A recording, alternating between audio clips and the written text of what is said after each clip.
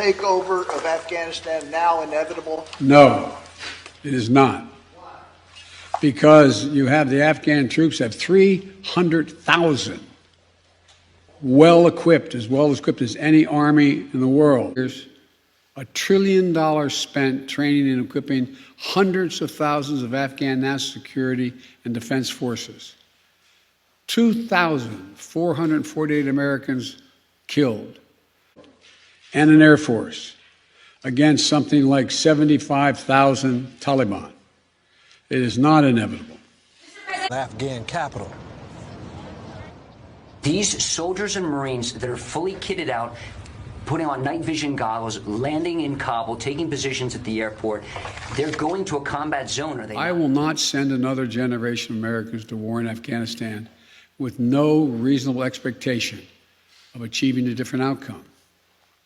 The United States cannot afford to remain tethered to policies creating a response. They're certainly going into harm's way, Lucas, and they will have zone? Lucas, they will have the right of self-defense. They will be armed. But the Pentagon is refusing to call it a combat mission despite sending 3,000 troops back to the capital. So, Mr. President, thank you very much. Your own intelligence community has assessed that the Afghan government will likely collapse. That is not true.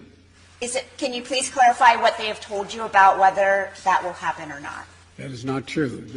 They did not reach that conclusion. So what is the level of confidence that they have that it will not collapse? The Afghan government and leadership has to come together. They clearly have the capacity to sustain the government in place. the Afghan capital.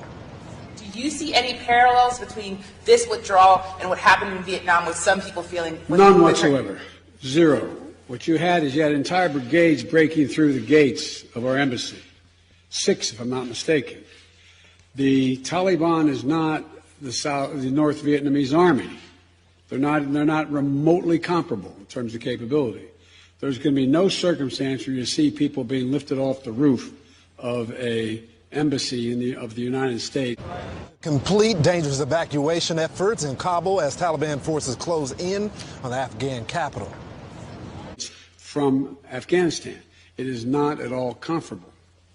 So the question now is, where do they go from here?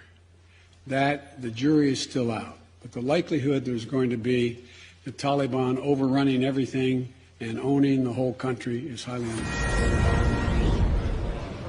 Complete dangerous evacuation efforts in Kabul as How many thousands more Americans' daughters and sons were you willing to risk?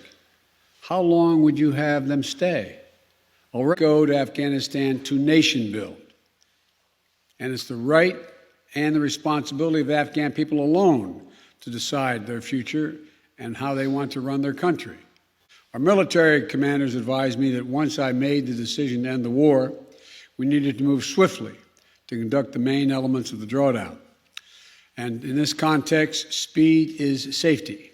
As I said in April, the United States did what we went to do in Afghanistan, to get the terrorists who attacked us on 9/11 and deliver justice to Osama bin Laden, and to degrade the terrorist threat to keep Afghanistan from becoming a base from which attacks could be continued against the United States. We achieved those objectives. That's why we went. We have members of our military whose parents fought in Afghanistan 20 years ago. Would you send their children and their grandchildren as well? Would you send your own son or daughter? After 20 years, 20,722 more wounded, and untold thousands coming home with unseen trauma to their mental health.